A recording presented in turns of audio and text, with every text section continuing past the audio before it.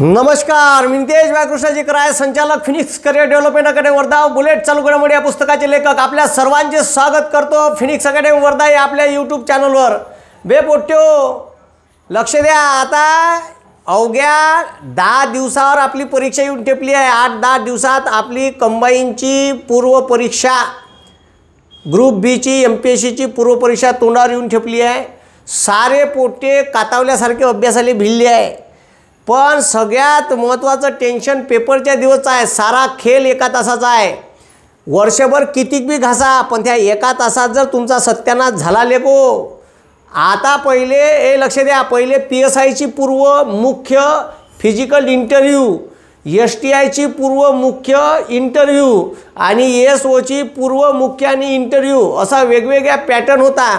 ठीक आहे, मग आयोगानं का केलं, तर आता कंबाईन केली का या तिन्ही परीक्षेचा प्रिलिमचा सिलेबस सेम आहे बा, तर अलग अलग ॲडव्हर्टाइजमेंट कायले खड्ड्यात बसायला काढायची, तर मग एकत्रच केली। तिन्ही मिळून एकच पेपर द्यायला लावला।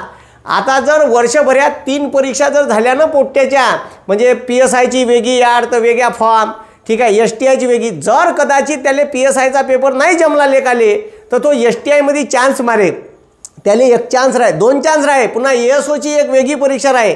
ठीक आहे, मंत्रालयात असिस्टंटची, तर ते जे परीक्षा आहे तर त्या 3 परीक्षा अलग अलग होय पूर्व। तर समजा आपला लेखाले STI चा पहिले पेपर असला, तो चांगला नाही गेला, तर लेखाले PSI चा पूर्व परीक्षेत लेखाले चान्स राहे, काही ना काही कुठं ना कुठं त्याला गेम जमवता आहे बरोबर। पण तुम्हाला सांगतो, आता हे आयोगानं तिन्ही परीक्षेची पूर्व परीक्षा जेव्हापासून कॉमन घ्यायचं ठरवलं, तर इथं आता चुकीले माफी नाही। मी पहिले सांगून राहिलो, चुकीले माफी नाही।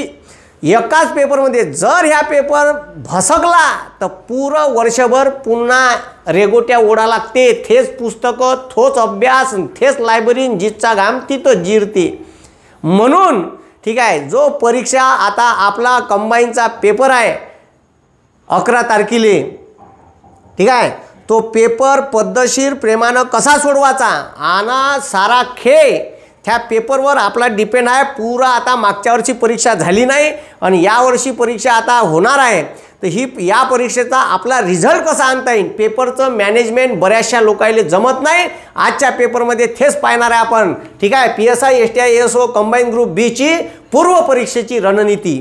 ठीक आहे, या रणनीतीमध्ये डोंबड्यो, ठीक आहे, तिथं चुकी नाही करायची, चुकीले माफी नाही आहे, दुसरा चान्स नाही म्हणून राहिलो। एक वेळ ह्या पेपर भसकला का विषय क्लोज। म्हणून आता लक्ष द्या, सगळ्यात पहिले राज्यसेवा जे तुम्ही आता परीक्षा देऊन आले, ठीक आहे, 21 तारखेची, त्याच्यात याच्यात जमीन आसमानचा फरक आहे। त्याची लेवल आणि जवळपास कंबाईनची लेवल हे क्लास 2 ची परीक्षा आहे, ग्रुप बी ची परीक्षा आहे, म्हणून थोडीशी हलकी राहते राज्यसेवापेक्षा। राज्यसेवेत कन्फ्युजिंग ऑप्शन जास्त होते ना, पण मात्र प्रश्नाची लेवल लेंदीपणा तो आयोगानं कायम ठेवला आहे। मागच्या 5 वर्षातले पेपर पहा, तुम्हाला तो तसाच दिसन, थोडीशी लेवल सोपी येते। पण ठीक आहे, फरक असा आहे का राज्यसेवा जे परीक्षा आहे, राज्यसेवेत ठीक आहे प्रश्न 100च आहे। पहा, राज्यसेवेत प्रश्न 100 आणि पूर्व परीक्षेत इकडे लक्ष द्या बे, पूर्व परीक्षेत प्रश्न 100च। इथं वेळ आहे, लक्ष द्या बे, राज्यसेवा परीक्षेचं पहा। ठीक आहे, राज्यसेवा परीक्षेत प्रश्न 100 MPSC GS चा पेपर 1, जनरल स्टडीज पेपर 1 समजून घ्या। ठीक आहे, जनरल स्टडीज पेपर 1 GS च्या पेपर 1 मध्ये वेळ 2 तास। ठीक आहे, आणि इथं ठीक आहे, या जो पेपर आहे पूर्व परीक्षेचा पेपर, ह्या पेपरले वेळ किती आहे, तर ह्या पेपरले वेळ आहे 1 तास। ह्या सर्वात मोठा घोळ आहे, समजून राहिले का, लक्ष द्या। ठीक आहे, जो राज्यसेवेचा पेपर आहे, राज्यसेवेच्या पेपरमध्ये तुम्हाला जो राज्यसेवेचा GS चा पेपर होता, ठीक आहे, त्या GS च्या पेपरमध्ये जो डेप्टी कलेक्टर DYSP तहसीलदारची जे परीक्षा झाली आता 21 तारखेला, त्याच्यात पहिल्या जो पूर्व paper GS general studies paper 1, ठीक आहे, 100 क्वेश्चन 2 तास वेळ। आता ह्या जो PSI चा आपला पेपर आहे पूर्व परीक्षेचा कंबाईनचा, याच्यात प्रश्न 100 राहणार आहे आणि वेळ 1 तास आहे। सारा खेळ इथंच आहे, सारा खेळ इथंच आहे म्हणून राहिलो मी। पाहता प्रश्नाची लेवल तशीच, वाचाले वेळ लागेल, प्रश्नाले विचार करायला वेळ लागेल। जे नवीन पोट्टे आहे, ज्यानं कधीच कंबाईनचा पेपर दिला नाही, काही पोट्टे निव्वळ ओनली अँड ओनली त्याचं ठीक आहे असं म्हणजे स्वप्न राहते, त्याचं स्वप्नातच येते ते टोपी शिंगाम टेडँग टेडँग डँग टेडँग टेड, अजय देवगण असे ते का टोपी, कमरीले पट्टा, तिथं बंदूक, ठीक आहे, खांद्यावर 2 स्टार आहे का नाही. हे जे ज्याचं स्वप्न आहे ना, नुसतं ओनली फोकस करते तो, नाही नाही मला PSIच व्हायचं आहे. होते का जे पोट्टे आहे ना 1-2 वेळा राज्यसेवा दिली आहे, मेन्स दिली आहे, ते बी पोट्टे ह्या परीक्षेला बसते. ए भाऊ 3,97,730 पोट्ट्यानं फॉर्म भरले आहे. ठीक आहे, का म्हणून राहिलो मी 3 लाख, ठीक आहे, 3,57,730 पोट्ट्यानं फॉर्म भरलेले आहे. माहिती अधिकाराअंतर्गत मागितलेली माहिती आहे. ठीक आहे, MPSCले एवढ्या पोट्ट्यानं जर फॉर्म भरले आहे तर कमीत कमी 3,03,07,000 ऑप्शन राहील. खूप झालं तर 3.5 लाख. आता सगळ्यात मोठा प्रश्न आहे सर, हे जे चालू घडामोडीचे प्रश्न आहे हे कायच्यावर विचारण जी आहे का नाही. चालू घडामोडीचे प्रश्न विचारण कायच्यावर, तर तुम्हाला सांगतो चालू घडामोडीचे प्रश्न आयोगाचा आत्ताच, ठीक आहे, इंजिनिअरिंग सर्व्हिसेसचा पेपर झाला आणि त्याच्यानंतर, ठीक आहे, MPSC राज्यसेवेचा पेपर झाला. तर राज्यसेवा, मला असं वाटलं का राज्यसेवेचे पेपर मागच्या वर्षी जेव्हा कॅन्सल झाले, राज्यसेवेचे पेपर मागच्या वर्षी जेव्हा कॅन्सल झाले तर परीक्षा तोंडावर आली होती आणि तोंडावर येऊन कॅन्सल झाली. तर मागच्या वर्षी आयोगानं पेपर कलेक्टर ऑफिसले पाठवले होते आणि कलेक्टर ऑफिसच्या स्ट्रॉंग रूममध्ये तसेच पेपर ठेवून होते. ठीक आहे, MPSCचे वर्षभर पेपर राहिले, काही पेपर बदलवले नाही. ठीक आहे, आता राज्यसेवेले दीड लाख पोट्टे बसते, 1.5-2 लाख. ठीक आहे, तेवढे मोठे पेपर छापाले बोलवाले आयोगाला परवडत, आयोगाने तेच पेपर, ठीक आहे, देऊन दिले. आता जो पेपर झाला पुन्हा इंजिनिअरिंग सर्व्हिसेसचा, त्याच्यावर 10 प्रश्न चालू घडामोडीवर आले. ते 8 ते 10 प्रश्न जे चालू घडामोडीवर आले इंजिनिअरिंग सर्व्हिसेसमध्ये, ते बी, ठीक आहे, 19-20ची आकडेवारी आहे आणि प्रश्न विचारले 20चे, तर ते प्रश्न विचारले आहे फेब्रुवारी 2020 पर्यंत. आता मागच्या वर्षीची जे परीक्षा आहे एप्रिल महिन्यात आपली कंबाईन होती, मागच्या वर्षी जे कंबाईन एप्रिल महिन्यात होती, मी का म्हणून राहिलो मागच्या वर्षीची जे कंबाईन एप्रिल महिन्यात होती, तर एप्रिल महिन्यात असणारी कंबाईनची जे परीक्षा आहे, तर ठीक आहे, असं समजा का आयोगानं पेपर जर छापले असन, ठीक आहे, कारण का महिनाभर राहिला होता, तर सहजासहजी आणि फॉर्म भरले आहे 3.5 लाखाच्या वर, 3,57,000 लोक जवळपास फॉर्म भरले आहे. तर फॉर्म जेवढे भरले तेवढे तर आयोगाले पेपर छापणीच आहे. आणि छापले असन तर आयोग हे पेपर स्क्रॅपमध्ये काढन कसे, एवढे मोठे पेपर 3.5 लाख पेपर छापण्याचा खर्च काही थोडासा येत नाही. म्हणून मला तरी असं वाटते का आयोग चालू घडामोडीवर प्रश्न, जर जुन्या प्रश्नपत्रिका असन, जर काढल्या नसन तर नवीन येईन, जर काढल्या असन आयोगानं प्रश्नपत्रिका, तर ठीक आहे, फेब्रुवारी 2020च्या अगोदरचं चालू घडामोडी येईन, जसं राज्यसेवेला विचारलं होतं. छापले असन तर डबल छापाचा खर्च करणार नाही असं मला तरी वाटते. ठीक आहे, कारण 3.5 लाख पेपर छापणं काही, ठीक आहे, जोक गोष्ट नाही आहे. आणि एवढा मोठा माल स्क्रॅपमध्ये काढणं, ठीक आहे, कारण तू आता तर नाही काढणार, नंतर काढत, पण आता नवीन जे आहे, नवीन छापणं म्हणजे जिकारीचं काम आहे का नाही. आता माहीत पडन का चालू घडामोडीवर का, मी बी कन्फर्म सांगू शकत नाही, पहिले सांगून दिलं. ठीक आहे, पण मात्र माझ्या अंदाजानुसार, ठीक आहे, फेब्रुवारी 2020च्या अगोदरचं चालू घडामोडी विचारू शकते. ठीक आहे, पण आयोगानं पेपर छापला नसन तर, आणि छापला असन तर, ठीक आहे, छापला नसन तर नवीन विचारण, आणि छापला असन तर मग खेचीन. ठीक आहे, तो माल स्क्रॅपमध्ये काढणार नाही. कारण लय लोक लय आपापल्या पद्धतीने यूट्यूबवर सांगून राहिले. मी स्पष्ट तुम्हाला सांगून राहिलो, असा मी या 2 ठीक आहे प्रश्नपत्रिकेवरून अंदाज काढला का पेपर छापला असन तर तोच पेपर येईन. ठीक आहे, 3.5 लाख पेपर डबल छापणार नाही. मग विषय असा आहे भाऊ का जो राज्यसेवेचा GSचा पेपर 1 आहे, याच्या 100 प्रश्न पूर्व परीक्षेला MPSCच्या 100 प्रश्न आहे. इथं 1 तास वेळ, इथं पाहावे लेखो 2 तास वेळ. परीक्षा हे लेंदी, हे मोठ्या पोस्टची डेप्टी कलेक्टर DYSPच्या पोस्टची परीक्षा, आणि याले 2 तास वेळ आहे आणि याले 1 तास वेळ आहे. गेम इथं करण तुमचा आयोग. ठीक आहे, आणि इथंच गेम होते. ठीक आहे, कारण ठीक आहे एका प्रश्नाले इच क्वेश्चनमध्ये इथं 72 सेकंदाचा वेळ भेटते. आणि इथं ठीक आहे, तुम्ही जर केलं एका तासाचे सेकंद तर 3600/100 केलं तर 36 सेकंद एका प्रश्नाले वेळ भेटते. 36 सेकंदाच्या वर कवडीचाही वेळ तुमच्यापाशी इथं राहत नाही. किती? 36 सेकंद. हे कॅल्क्युलेशन समजून घ्या, सारा खेळ इथं आहे. आणि त्याच्याच बेलेको 36 सेकंद भेटून राहिले पूर्व परीक्षेला. किती सेकंद? 36. म्हणून ठीक आहे, आयोगाच्या पेपरले MPSCचा पूर्व परीक्षे ज्याचं टार्गेट PSI STIच आहे, तर जे पोरं हे जे 3.5 लाख पोरं भरले आहे, तर यायला बिचारायला नोकरी पाहिजे. ज्याने 1-2 वेळा राज्यसेवा मेन दिली, पोस्ट भेटली नाही, इंटरव्ह्यूमध्ये 1-2 मार्कांनी गेले, ठीक आहे, तर असे पोरं फॉर्म भरते. त्या पोरायचं वाचन जास्त राहते. त्या पोरायचं वाचन जास्त असल्यामुळे त्याचा रिझल्ट येण्याचे चान्सेस जास्त राहते. कारण ठीक आहे, जे आतमधले आयोग 5-6 प्रश्न 100 प्रश्नामध्ये 5-6 आतमधले प्रश्न विचारते, त्या पोट्याला इझिली येते, कारण त्याचं वाचन जास्त राहते. जे नुसते फोकस PSI STI करते, जे नुसते वरवरचे पुस्तक वाचते, त्याचा सत्यानाश आहे. ठीक आहे, म्हणून ठीक आहे, ज्या लोकांनी मेनचा अभ्यास केला त्याचे रिझल्ट लवकर येऊन जाते. अरे साला त्याचा रिझल्ट आला म्हणजे माय आला नाही. तू ओनली PSI STI फोकस करत होता, आहे का नाही. म्हणून थोडंसं वाचन जास्त असलं तर काही वाया जात नाही. आता जास्त वाचन नाही करायचं, आता वेळ नाही आहे. उरले 8 दिवस ना चालला तिथं, ठीक आहे, ताण लागल्यावर वीर नका खोदू. तर आता सगळ्यात पहिले महत्त्वाची गोष्ट आहे का आता जे तुम्ही वाचलेलं आहे, आता 8-10 दिवसात सर आम्ही का करायचं, काहीच नाही करायचं. जे वाचलं आहे त्याच्यावर एक रिव्हिजन मारा, 2 रिव्हिजन मारा. 2 होत असेल तर 2 रिव्हिजन करा, 1 होत असेल तर 1 प्रेमानं रिव्हिजन करा. दिवस डिवाईड करून घ्या, रिव्हिजनच करा. जे पुस्तकं वाचले, जे हायलाईट करून दिलं ते रिव्हिजन करा. तुम्ही काढलेल्या नोट्स रिवाईज करा. ठीक आहे, फक्त रिव्हिजन मारा, नवीन कोणतेही पुस्तक वाचू नका. रिव्हिजननं आपला प्रश्न बरोबर येण्याचे चान्सेस वाढते, कारण ॲक्युरसी वाढते. तुम्ही आता राज्यसेवा ज्यानं दिली असेल त्याला लक्षात आलं असेल का पुरा सत्यानाश जे ऑप्शनमध्ये आहे त्याच्यात दुनियाभराचं कन्फ्युजन आहे. आणि हे कन्फ्युजन कमी करायचं असेल तर रिव्हिजन महत्त्वाची गोष्ट आहे. वारंवार रिव्हिजन करणे. 2 होत असेल तर चालेल 2 रिव्हिजन करा. रोज मॅथ रिझनिंगची प्रॅक्टिस चालू द्या आणि रिव्हिजन रोज 2 सब्जेक्ट रिव्हिजन घेत जा. 2-2 सायमल्टेनियसली, सकाळी 1 संध्याकाळी 1 आणि प्रॅक्टिस. आणि रोज 1 पेपर सोडवा, सराव. रोज 1 सराव प्रश्न सोडवा. आणि ते सराव कशी करायची तेच मी सांगतो तसा सराव करा. 1,00,000% तुमचा प्रश्न निघन.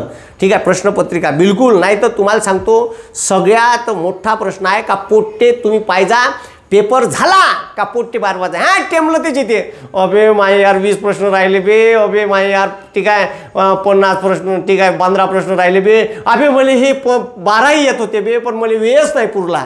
खड्ड्यात का कंचे खेळले का वर्षभर डोंबड्या मग तू ना का तुले का ते समजून नाही राहिलं पेपरचं कॅल्क्युलेशन. काय पोट्टे नुसतं अभ्यास करते, पेपरची प्रॅक्टिस कवडीची करत नाही. Practice makes a perfect man. Practice करा. ठीक आहे, पेपर पॅटर्ननुसार सोडवा तरच हिशोब लागन लेको. माय ऐका मी कामून राहिलो. पेपरची प्रॅक्टिस करा. ठीक आहे, परीक्षा धावाची आहे तर प्रॅक्टिस धावाची करा लागन, नुसतं वाचून चालणार नाही. परीक्षा धावाची आहे तुम्ही चालून राहिले रस्त्यावर तर हिशोब नाही लागणार. प्रश्नाची ठीक आहे, परीक्षा प्रश्नाची आहे, आपल्याला 1 तासात 100 प्रश्न सोडवायचे आहे. तर स्पीड किती मेंटेन करायची, कोणता टॉपिक पहिले घ्यायचा, कोणत्या टॉपिकला नंतर वेळ ठेवायचा. ठीक आहे, याचं मॅनेजमेंट करणं सगळ्यात आवश्यक आहे. जर हे मॅनेजमेंट नाही जमलं तर सत्यानाश झाला. ठीक आहे, म्हणून जे पोरं ठीक आहे बऱ्याच दिवसापासून अभ्यास, काही जे नवीन पोरं आहेत त्यानं स्ट्रॅटर्जी राबवा, त्याची बी परीक्षा निघू शकते. जे नवीन आहेत 2 वर्षापासून अभ्यास करून राहिले, मागच्या वर्षी परीक्षा देता नाही आली, त्याच्यासाठी सांगतो आणि जुन्यासाठी सांगतो. होऊ शकते का मागच्या वर्षी तुमचं असं तुमच्यासोबत 2019मध्ये घडलं असेल का माय साले मी शेवटपर्यंतच पोहोचलो नाही. सगळ्यात महत्त्वाचं आहे. ठीक आहे, पूर्व परीक्षा कंबाईनच्या पूर्व परीक्षेले शेवटपर्यंत सगळे प्रश्न वाचून झाले पाहिजे. जो सगळे प्रश्न नाही आला तर चालते प्रश्न, पण मनात असं नाही राहिलं पाहिजे का सालं मला अजून 10 मिनिट भेटायला पाहिजे होते.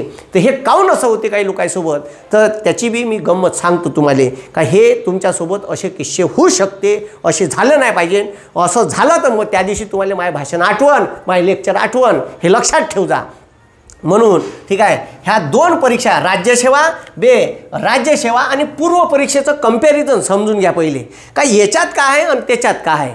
ठीक आहे, तर ठीक आहे पहा ईच प्रश्न 72 सेकंद. ठीक आहे, पहा मी इथं लिहितो ईच क्वेश्चन. ठीक आहे, 72 सेकंदाचा वेळ आहे. किती सेकंदाचा वेळ आहे 72. इथं लिहितो ठीक आहे ईच क्वेश्चन 72 सेकंद. ठीक आहे, इथं 36 सेकंदाचा वेळ आहे. किती सेकंद 36 सेकंद. याच्यावर ठीक आहे तुम्हाला वेळ भेटणार नाही. म्हणून ठीक आहे सारा खेळ ह्या समजून घ्या काय आहे तो. आता याच्यातले टॉपिक पहा. जर टॉपिक पाहिले तर तुमच्या लक्षात येईल. ठीक आहे, बे टॉपिक पहा डोंबडे हो मी का म्हणून राहिलो. ठीक आहे, मग आता ठीक आहे टॉपिक पहा. टॉपिक तुम्हाला समजून सांगतो. ठीक आहे, आता जर तुम्ही इकडं पाहिलं राज्यसेवा पूर्व परीक्षा GS पेपर 1 याच्यामध्ये जे तुम्ही दिले तर GSच्या पेपरले का होतं तर GSच्या पेपरले ठीक आहे GSच्या पेपरले काही मोजके टॉपिक होते आणि 7 टॉपिक होते. पहिला टॉपिक का पाहिला तुम्ही भूगोल. ठीक आहे. याच्यात भारताचा भूगोल, जगाचा भूगोल, महाराष्ट्राचा भूगोल, ठीक आहे. त्याच्यानंतर दुसरा टॉपिक का पाहिला, इतिहास. तर याच्यात तिन्ही इतिहास होते, ठीक आहे. राज्यसेवेच्या पेपरले तिन्ही इतिहास होते, ठीक आहे. तिन्ही इतिहास होते, मध्ययुगीन, प्राचीन आणि ठीक आहे आधुनिक. तर आपल्याला आता ठीक आहे इथं ठीक आहे इथं आपल्याला भूगोल आहे. तर भारताचा भूगोल, महाराष्ट्राचा भूगोल आणि जगाचा भूगोल, ठीक आहे. हे तीन ठीक आहे, हे तीन टॉपिक आहे. तर भूगोलातले जे हे तीन टॉपिक आहे, जगाचा भूगोल, जगाच्या भूगोलावर खूप झालं तर आयोग प्रश्न विचारते 2, नाही तर हार्डली 3. जगाच्या भूगोलात सगळे चालू, ठीक आहे. सागर रचना, ठीक आहे. त्याच्यानंतर पृथ्वीचं अंतरंग, पृथ्वीचे बाह्य वातावरणाचे थर, तपांबर, दलांबर, स्थितांबर, ठीक आहे. हे सर्व विषय आले भूगोलात, ठीक आहे. त्याच्यानंतर पृथ्वीचं अंतरंग, ठीक आहे. पहिला थर, ठीक आहे, शिलावरण, त्याच्यानंतर प्रावरण, त्याच्यानंतर गाभा, शिलावरा ठीक आहे, सियाल आणि सायमा, ते सगळं आलं त्याच्यात. ओझनचे थर, ओझनचा थर किती किलोमीटर दर आहे, ठीक आहे. ओझनचा फॉर्म्युला काय आहे, ठीक आहे. तो ओझन कसा तयार होते, सगळं आलं त्याच्यात. पृथ्वीचे अंतरंग, आपली सूर्यमाला, ठीक आहे. कोणत्या ग्रहाले उपग्रह सर्वात जास्त आहे, सर्वात मोठा उपग्रह कोणत्या ग्रहाले आहे, काय आहे, सब सूर्यमाला कायले म्हणते रे, ठीक आहे. त्याच्यानंतर आकाशातले जे ऑब्जेक्ट्स आहे, आकाशगंगा, ठीक आहे, ब्रह्मांड, सूर्य, ग्रह, उपग्रह, हे क्रमाने लावा, असे वेगवेगळे प्रश्न जगाच्या भूगोलावर येऊ शकते, ठीक आहे. त्याच्यानंतर चंद्रग्रहण, सूर्यग्रहण, भरती, ओटी, रेखावृत्त, अक्षवृत्त, त्याच्यावरचे गंत, असे वेगवेगळे टॉपिक भूगोलावर येऊ शकते, ठीक आहे. हे जगाचा भूगोल झालं. म्हणजे जर भूगोल पाहायचं असेल तर भूगोलात 3 टाईप येईन, ठीक आहे. 3 टाईप येईन, जगाचा, ठीक आहे, जगाचा, त्याच्यानंतर महाराष्ट्राचा आणि त्याच्यानंतर भारताचा, ठीक आहे. भारताचा भूगोल आणि महाराष्ट्राचा भूगोल. म्हणून भूगोलात हे लक्षात ठेवजा, ठीक आहे. कंबाईन द्या का इकडे द्या, ठीक आहे. Same syllabus. म्हणजे तुमची रिव्हिजन जवळपास तुम्ही राज्यसेवा दिली असाल तर तुमची एक वेळा रिव्हिजन इथं होते, का होते रिव्हिजन. म्हणून कधीही PSIच्या अगोदर राज्यसेवा, काही लोक राज्यसेवेचा फॉर्म नाही भरत. मी तर म्हणतो भरायला पाहिजे लेको. या परीक्षेच्या उद्दिष्टानं तुमचा हा सिलेबस आपोआप रिव्हिजन होऊन जाते, फास्ट रिव्हिजन होते, ठीक आहे. विषय रप्प कव्हर करण्याची प्रॅक्टिस वाढते. कुठं, इथं, ठीक आहे. म्हणून इथं बरोबर जमवायचं, ठीक आहे. मग आता हे जे मी तुम्हाला सांगितलं भूगोल, तर भूगोलात 3, एक महाराष्ट्राचा भूगोल. आता जगाच्या भूगोलावर 2 नाही तर 14 प्रश्न. हे लक्ष द्या रे. हे जे आहे तर हे जे भूगोल म्हणून राहिलो, ह्या भूगोलावर येते किती मार्क, 14 मार्क. किती मार्क, 14 मार्क येते. 14 मार्क, 2 ते 3 प्रश्न जगाच्या भूगोलावर येते. महाराष्ट्राच्या भूगोलावर प्रश्न किती येते हे समजून घ्या तुम्ही. का म्हटलं मी, ठीक आहे. महाराष्ट्राच्या भूगोलावर प्रश्न किती येते, तर महाराष्ट्राच्या भूगोलावर कमीत कमी, ठीक आहे, 7 प्रश्न येते, ठीक आहे. किती येते, 7. आणि भारताच्या भूगोलावर 6 प्रश्न येते, ठीक आहे. या रेशो आहे. याच्यात 1-2 मार्क इकडं तिकडं होऊ शकते, ठीक आहे. पहा 7 आणि 2 9 आणि भारताच्या भूगोलावर 6, ठीक आहे. 6, ठीक आहे. 9 आणि 6 15 किंवा 5, ठीक आहे. पहा ठीक आहे. 7 आणि 2 9, ठीक आहे.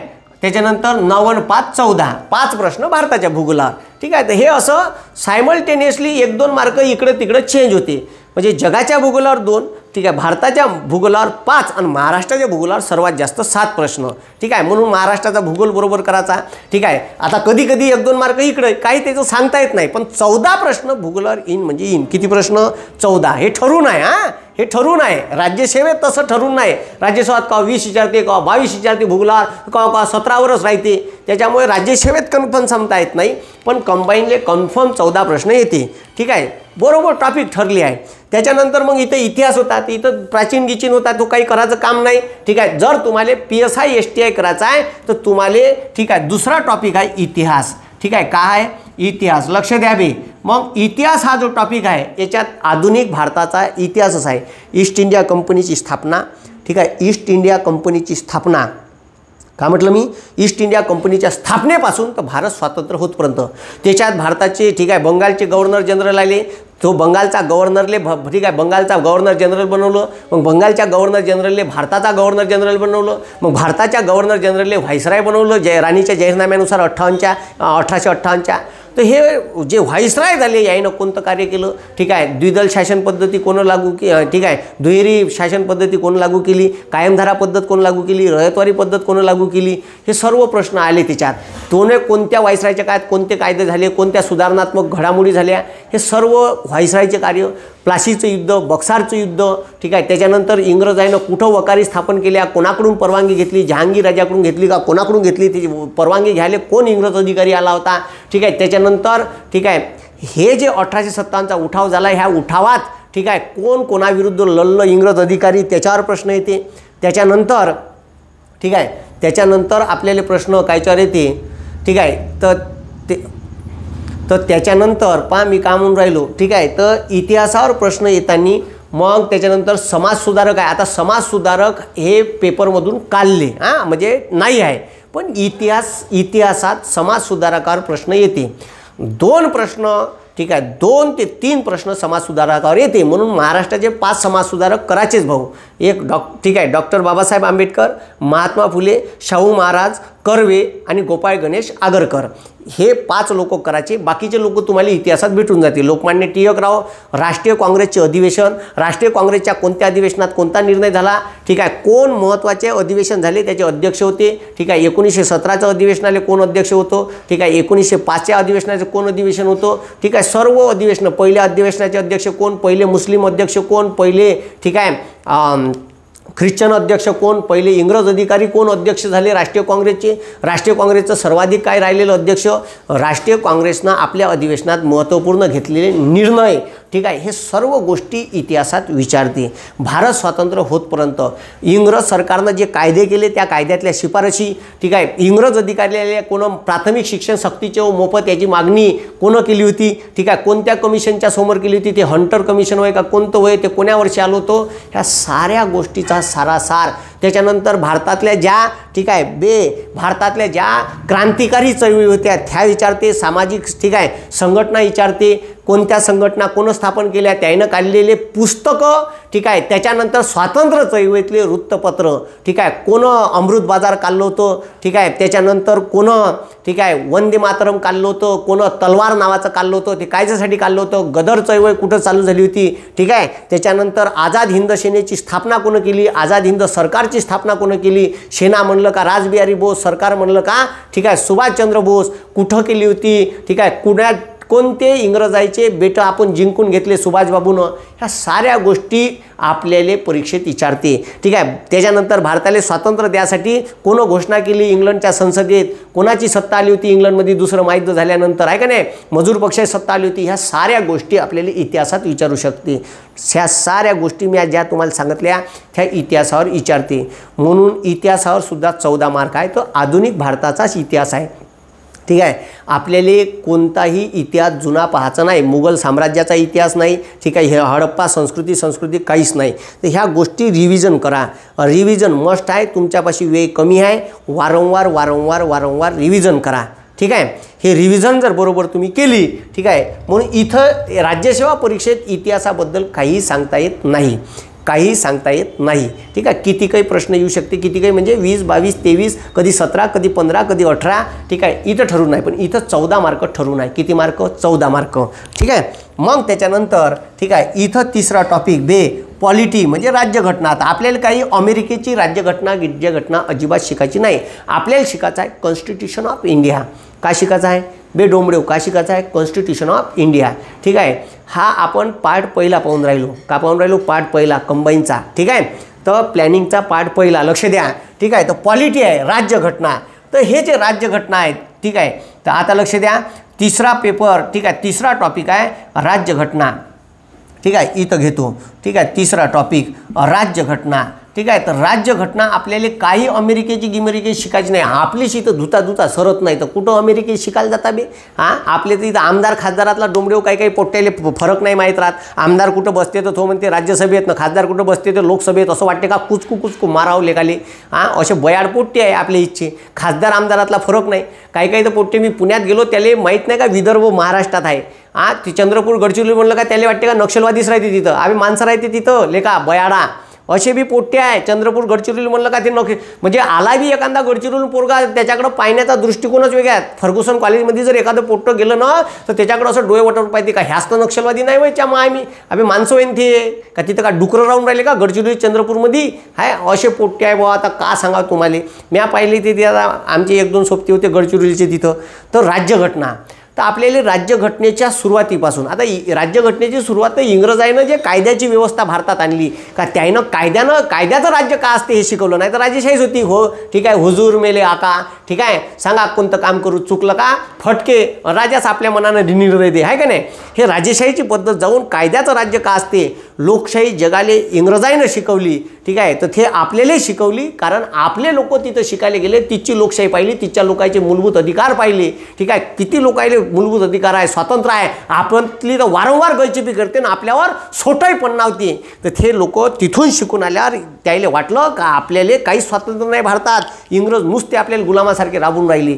म्हणून मग त्याला स्वातंत्र्याची जाणीव झाली आणि भारतीय स्वातंत्र्य चळवळीत राष्ट्रीय काँग्रेसच्या स्थापनेच्या नंतर जे बदलाव आले आणि स्वातंत्र्याची मागणी अधिक प्रखर झाली आणि तिथून मग राज्यघटनेच्या जन्माला सुरुवात झाली. तर राज्यघटना जेव्हा भारताला स्वातंत्र्य भेटलं तर भारतात दोन मोठ्या गोष्टी अशा घडत गेल्या. आपल्या परीक्षेच्या दृष्टिकोनातून एक राज्यघटनेचा जन्म झाला, ठीक आहे. तेच राज्यघटना आपल्याला शिकायची आहे, ठीक आहे. म्हणजे इतिहास जिथं संपला, इतिहास जिथं संपला तिथून राज्यघटना सुरू झाली आणि तिथून इकॉनॉमिक्स सुरू झालं. का सुरू झालं इकॉनॉमिक्स? आपल्याला काही इकॉनॉमिक्समध्ये ॲडम स्मिथचे थेरम शिकवते का डोंबड्यो, हां का ते शिकायचे आहे का मागणी पुरवठा सिद्धांत, का MBA करायचा आहे, काही लेनदेन नाही. आपल्याला शिकायचं आहे का भारत, ठीक आहे. भारत जो पहिले होता का खाप्याची सोय नव्हती, ठीक आहे. म्हणजे दुष्काळ जर कल्ला तर उपासमारीनं लोक 3-3 लाख लोक भारतातले मरे. आज तो भारत बंद्या जगाले अन्नधान्य पुरू शकते एवढं अन्नधान्य उत्पादित करून राहिला, ठीक आहे. त्याच्यानंतर जगातली तिसरी इकॉनॉमी म्हणून उदयास आला भारत, ठीक आहे. मग आता एवढ्या मोठा भारत ह्या इकॉनॉमिकल डेव्हलपमेंट भारतानं कसं केलं का ज्या रस्त्यावर असे टप्पुरे कुठे राहत होते, हाल्टिंग नावाची गाडी जात होती, हाल्टिंग तिकडे गेली का मेली खतम, तिकडे जर मधात पंचर गिंचर झाली तर त्या प्रवाशाला मधातच झोपा लागे, तिथं राहिले ते गावले जाजेच्या मामी. तर असा जो भारत होता ह्या गोटे रस्त्यावर, ठीक आहे, कच्चे रस्ते आज डांबरीकरणाचे चकाचक रस्ते झाले, इथपर्यंत भारताचं डेव्हलपमेंट झालं कसं, ठीक आहे, ते शिकायचं आहे, ठीक आहे. भारतात लोक आहे, मनुष्यबळ आहे, त्याला ह्युमन रिसोर्समध्ये कन्वर्ट करायसाठी भारत सरकारनं कोणत्या योजना राबवल्या, स्किल डेव्हलपमेंट प्रोग्राम, ठीक आहे, रोजगारासाठी रोजगार हमी योजना, ठीक आहे.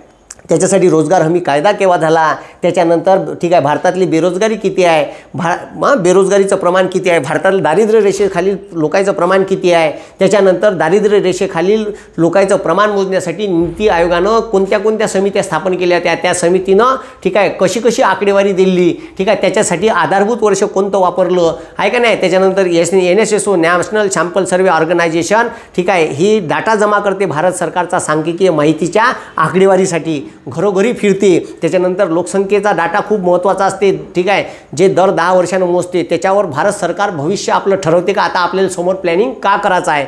तर म्हणून ठीक आहे भारताची इकॉनॉमी किती आहे, ठीक आहे, अर्थशास्त्राचे प्रकार, अर्थशास्त्राचे क्षेत्रे, त्याच्यानंतर ठीक आहे भारताचं बजेट भारत सरकार कसं मांडते, भारताले ठीक आहे कोणत्या टॅक्समधून किती पैसे येते, कोणते टॅक्स आकारते, त्या टॅक्समध्ये कसे बदलाव केले, ठीक आहे. FRBM act, fiscal responsibility budget management act, ह्या कायदा का सांगते, इंदिरा गांधीनं बँकाचं राष्ट्रीयकरण कायच्यासाठी केलं, भारतातले गोर गरीब भूमिहीन शेतकरी शेतमजूर या लोकांना ठीक आहे हक्काचं कर्ज भेटलं पाहिजे, या लोकांना बँकिंग प्रवाहात आणलं पाहिजे. आपण बरेचसे लोक बँकिंग प्रवाहापासून दूर आहे आणि ज्या खाजगी बँका होत्या ह्या तोंडपाऊन कर्ज देत होत्या म्हणून बँका राष्ट्रीयकरण केल्या, यक्का रातून बँका राष्ट्रीयकरण केल्या, ठीक आहे. 19 जुलै 1969 ज्या बँकाचं उत्पन्न 50 कोटीच्या वर आहे अशा सगळ्या बँका यक्का रातून 14 बँका राष्ट्रीयकरण केल्या आणि 80ले दुसऱ्या टप्प्यात राष्ट्रीयकरण केलं, ठीक आहे. जास्त फडफडच नाही केल्या ना, आता इकणं चालू आहे, ठीक आहे. तर असो गोरगरीब लोकांना कर्ज भेटलं पाहिजे, अग्रक्रम क्षेत्राला कर्ज पुरवठा झाला पाहिजे, याच्यासाठी भारत सरकार वारंवार ठीक आहे बँकाचं राष्ट्रीयकरण केलं, ठीक आहे. ज्या डुबीत होत्या थोड्याफार त्याला मर्ज केल्या, आता तर पार मर्ज करून सत्यानाश करून टाकला भारत सरकारनं, ठीक आहे. तर हे जे राज्यघटना मी तुम्हाला सांगून राहिलो, ह्या राज्यघटनेत आपल्याला काय शिकायचं आहे आणि इकॉनॉमिक्समध्ये काय शिकायचं आहे. तर आपल्याला इकॉनॉमिक्समध्ये ठीक आहे भारताचं बजेट कसं तयार होते, त्याच्यानंतर रिझर्व्ह बँक सगळ्या ज्या बँका आहेत त्या खाजगी असो का सरकारी असो त्याच्यावर नियंत्रण कसं ठेवते, भारतातली SBI कशी जन्माली आली, कुठून जन्माली आली, bank of Bengal, bank of Madras, bank of ठीक आहे कोलकाता, अशा 3 बँका होत्या, bank of Madras, bank of ठीक आहे बेंगॉल, ठीक आहे कोलकाताचंच बेंगॉल नाव झालं, बँक ऑफ ठीक आहे बॉम्बे, या 3 बँकाचं मिळून 1919 ठीक आहे 1921 ठीक आहे LS म्हणे presidency bank of Bengal, presidency bank of Madras आणि प्रेसिडेन्सी बँक ऑफ बॉम्बे ह्या तिन्ही बँका विलिनीकरण केल्या आणि इम्पेरियल बँक ऑफ इंडिया 1921ला झाली आणि तिचं 1955 भारत सरकारनं SBI कायदा केला, ठीक आहे, स्टेट बँक ऑफ इंडिया, आणि त्याला कन्वर्ट करून टाकलं SBIमध्ये. ह्या ज्या साऱ्या गोष्टी मी तुम्हाला सांगून राहिलो, ठीक आहे, ह्या साऱ्या गोष्टी परीक्षेत विचारते. मग बँकाचं राष्ट्रीयकरण, मग ठीक आहे, कायले म्हणते बे, लक्ष द्या, कायले म्हणते भारतात, ठीक आहे, कायले म्हणते भारतात रिझर्व्ह बँकेचं राष्ट्रीयकरण केल्याच्या नंतर लोकांच्या हातात पैसे जात नव्हते, तर भारत सरकारनं रूरल रिजनल बँकेची स्थापना केली, ठीक आहे. त्यानंही झालं नाही तर भारत सरकारनं लीड बँक स्कीम चालू केली. लीड बँक नावाची कोणतीही बँक भारतात नाही. हे सगळे इकॉनॉमिक्समध्ये आहे. त्याच्यानंतर RBI repo rate, reverse repo rate, SLR, CRR, cash ratio, ठीक आहे, स्टॅट्युटरी लिक्विडिटी रेशो, ठीक आहे, याचा वापर करून महागाईवर नियंत्रण कसं ठेवते, रोखे बाजारात विकते, ठीक आहे, बँक दर, repo rate, reverse repo rate म्हणजे का हे, आणि याचं मार्केट इकॉनॉमीवर का परिणाम होते, याचे सगळे प्रश्न, ठीक आहे, हे आपल्याला सिलेबसले आहे कायच्यात, इकॉनॉमिक्समध्ये. म्हणून जिथं इतिहास संपला तिथं दोन अभ्यासाचे रस्ते निघते आपले. एक निघते राज्यघटनेले आणि एक निघते, ठीक आहे, एक निघते इकॉनॉमिक्स, ठीक आहे, कायच्यावर निघते इकॉनॉमिक्स. म्हणून ठीक आहे, इकॉनॉमिक्स, म्हणून इकॉनॉमिक्सवर प्रश्न येते भाऊ, लक्षात ठेव जा. तर हे ठरून आहे मी काय म्हणून राहिलो, ठरून आहे, ठीक आहे. तर हे 14 मार्क, ठीक आहे, हे 14 मार्क, ठीक आहे. त्याच्यानंतर राज्यघटना 14 मार्क आणि इकॉनॉमिक 14 मार्क, ठीक आहे. तर इकॉनॉमिक 14 मार्क, तर असं 14 मार्काचं हे डिस्ट्रीब्युशन आहे. किती मार्काचं, 14 मार्काचं पहा, ठीक आहे. भूगोल, ठीक आहे, भूगोल, इतिहास, राज्यघटना, इकॉनॉमिक्स. राज्यघटनेमध्ये, ठीक आहे, राज्यघटनेमध्ये भारताची राज्यघटना कशी जन्माला आली, मसुदा समिती कोणत्या समितीच्या, ठीक आहे, शिफारशीनुसार जन्माला आली, तर त्रिमंत्री परिषद. त्या त्रिमंत्री परिषदेत 3 लोक कोण होते, त्यालाच म्हणते cabinet mission. Sir Pethick Lawrence, sir Stafford Cripps आणि A.V. अलेक्झांडर, हे 3 लोक होते, ठीक आहे. त्या 3 लोकांनी किती लोकांच्या मुलाखती घेतल्या, का घेतल्या, भारतभर फिरले आणि त्याच्यानंतर म्हणते भारत एक संघराज्य निर्माण होईल, ठीक आहे. भारताची राज्यघटना भारतीय लोकांनी तयार करावी, त्यासाठी 3 भागात राज्यघटना तयार करण्यात येईल. वायव्य सरहद प्रांत, मध्य भारत आणि ईशान्य भारत 3 मिळून एक राज्यघटना तयार करण्यात येईल. एक संघराज्य म्हटल्यावर पाकिस्तान ज्याचा विषयच नाही, म्हणून मुस्लिम लीगनं, ठीक आहे, कॅबिनेट मिशनच्या शिफारशीला लात मारली, आहे का नाही. तर हे सर्व आपल्याला शिकायचं आहे. मी सांगेन ते आता हे इथं शिकवायचा विषय नाही, ठीक आहे. आता आपल्याला समजून घ्यायचा आहे का विषय काय आहे हे समजून घ्या तुम्ही, ठीक आहे. विषय काय आहे समजून घ्या.